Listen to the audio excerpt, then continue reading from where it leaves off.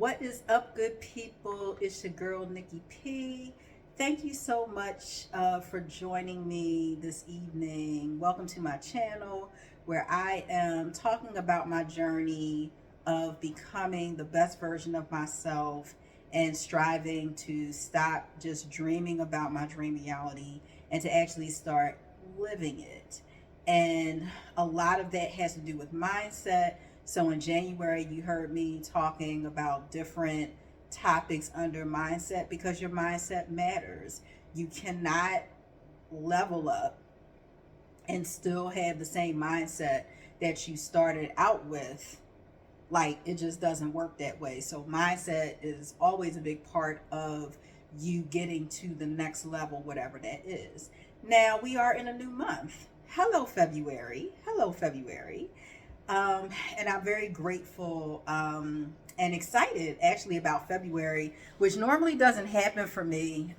February is not traditionally a month that I am too excited about or usually have a whole lot of things going on. But this month in particular, for whatever reason, I am excited. I am really looking forward to the activities this month. I made some commitments to myself. I'm feeling good after getting through January, which always feels like the longest month of the year. Is that just me, or it always feels like the longest month of the year? But I am still kind of on a high from coming out of January and actually really completing most of the goals that I had set, which was just so amazing to me because this year for the goals, like I set goals all the time, but this year in particular, I was a little bit more intentional about how to actually complete these goals. My goals previously were always just too vague and just too abstract. And so I would get to the end of the year and I would look back through the whole year like, what the hell did I do? What did I even do this year?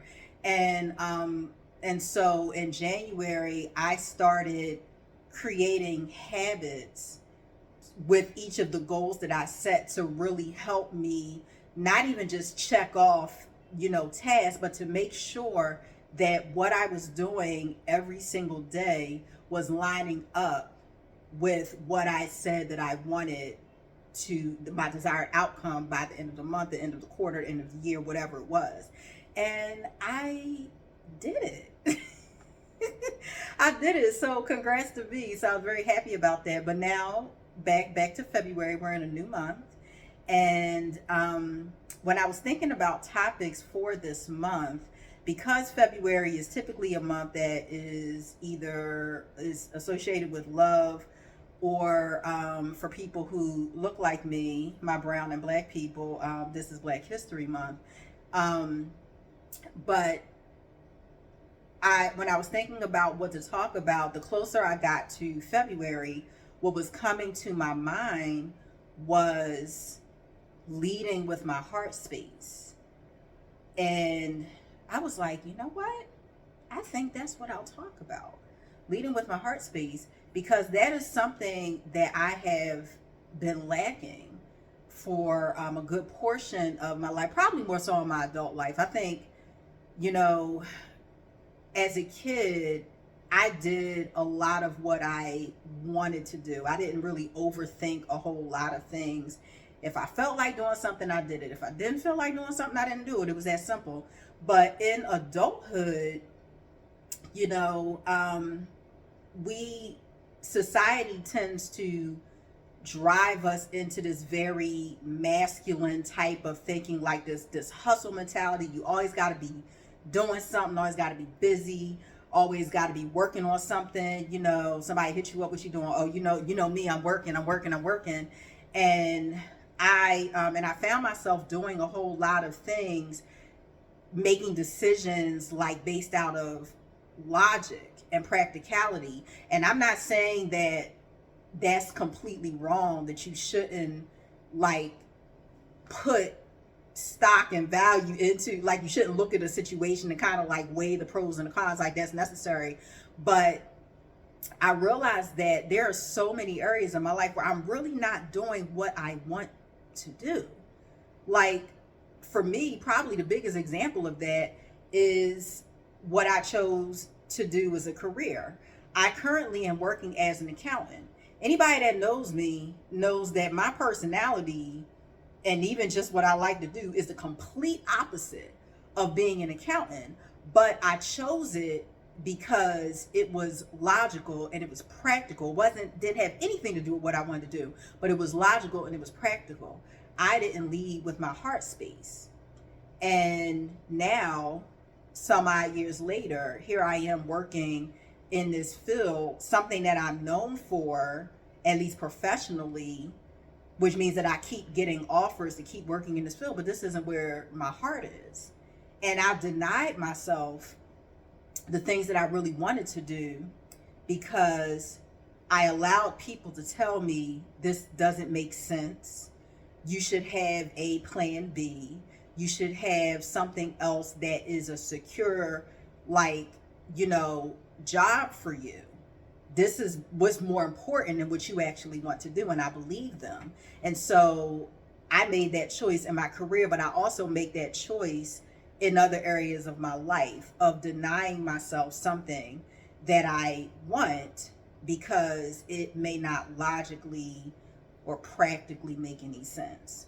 So I will be talking about leading with your heart space for the entire month, but specifically today, I want to talk about learning to, stop telling yourself no. Stop telling yourself no. Financially, there are things that I would just say, oh, no, I'm not going to spend money on that. No, I'm not going to take this trip. I'm not going to go here and go there.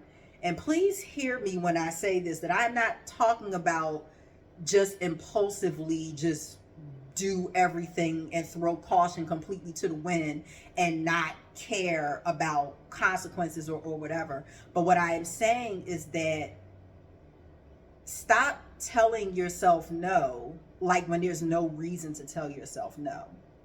I found that for me, like, because of finances, because of having a scarcity mindset, I would tell myself no before I even looked at the budget of whatever it was I wanted to go to or do to see if there was a way for me to make it happen. I would just say no, right?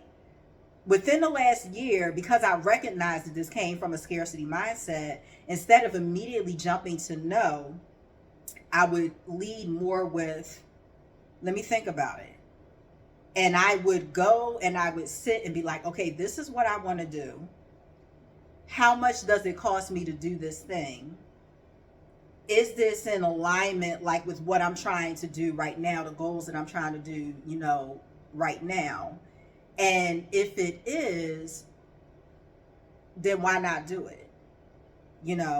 Why not do it? And so I learned how to not let no be my default answer. I guess that's more of what my point is. Because sometimes there may be something that may just not be the time for you to do it right in this moment. But some of us just say no just off of default. Like, oh, no, even with accepting things from people, accepting gifts and things from people. If somebody offers you help, oh, no, I'm good. No, you need some help. You needed a person to see you and acknowledge that you were struggling in the area, and you know that you need some help. But instead of saying, yes, I could use that, your default is no. So what I'm saying is don't let no be your default.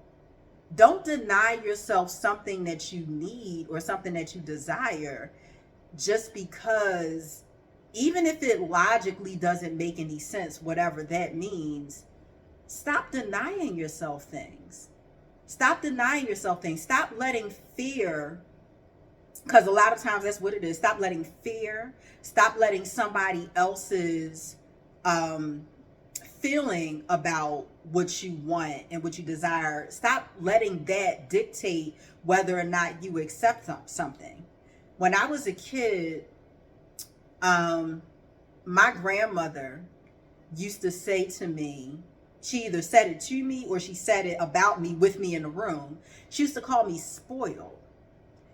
And when I was a kid, how I interpreted that was that I was spoiled because my parents gave me things that I wanted. My parents spent money on me to get me toys and whatever it was, clothes and all those different things. They gave to me in excess of what I needed because they wanted, that is the way that they chose to show love to me. They wanted to give me things that they knew that I wanted. My grandmother looked at that and said and made that mean that I was spoiled. And so for me, when I heard that, I started to believe that there was something wrong with accepting gifts from people because it somehow meant something bad. And the fact, if I accepted it, it meant that I was somehow selfish and spoiled, and I shouldn't take gifts from people. Right now that I'm older, I have more awareness of where that came from, and I understand that from my grandmother's generation that they didn't have, they lived in scarcity. So they didn't have all this excess stuff that they got from anybody, you know? And so because my parents were in a better financial position for us, and of course, like most parents do, you want to do better for your kids than what you had, right? So because my parents were in a better financial position to do that for not just me, but my siblings as well, that to her felt wrong because she didn't have that. She didn't experience that. So she passed that belief on to me and maybe even to my siblings that we shouldn't accept gifts from people, and we should just say no. That was more of the selfless thing to do.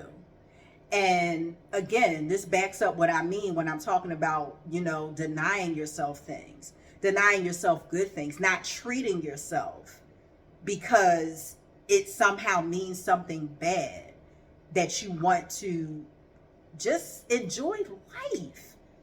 Like, stop letting people tell you that you can't enjoy life.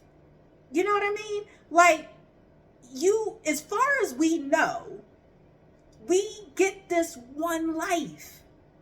You know what I mean? Like, you feel me? We get this one life to live. And when you deny yourself all these beautiful things that you just want, just because you want it, just because, for those of us who are on these weight loss journeys and things like that, and you know that you really want this ice cream, right? And again, I'm not saying I get you, you have a goal or whatever, and you want to, eat the way that you need to eat so you could have the body you want to have. But is it really going to completely derail your progress if you go and get that one scoop of ice cream on this one day out of the week because you just desire to have it? Like, stop telling yourself no. Stop telling yourself that you can't actually live a life that you enjoy living. Don't let people tell you that you should settle for mediocrity, that is too much for you to want something else more than what this is. Don't let somebody tell you that in your relationships, and I'm speaking about romantic relationships, that you don't deserve to have something done this certain way, and if you do, you're doing too much, and you just should deny yourself that. Why don't allow people to let you feel that way, that you really can't have what you want, that you stop telling yourself no.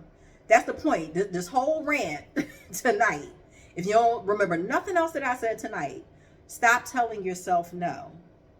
Go after the dream. Go take the trip. Go buy yourself that beautiful dress, suit for my guys, or women, all genders here, whatever you wear. If that's what you want to do, stop denying yourself that. Stop denying yourself the feeling of just being happy. There is literally nothing wrong with leading from that space of wanting to be happy. Lead from your passion, lead from your heart. Stop denying yourself your natural need for those things. Do it. Tell yourself yes. This week, here's my call to action for you this week. Choose one thing, just one thing that you would normally deny yourself. One thing that you would normally deny yourself, and instead of saying no, say yes to just one thing this week. Say yes. And when you get it or allow it to come in, sit in that feeling. Sit in that feeling and really think about how that makes you feel. And that's just one thing. That's just one thing. Imagine if that feeling can be multiplied 100 times over if you just said yes more. Stop telling yourself no. I'm going to end with that. Thank you for joining me tonight for this rant. Lead with your heart space. That's the point. Lead with your heart space. Thank you so much for joining me today.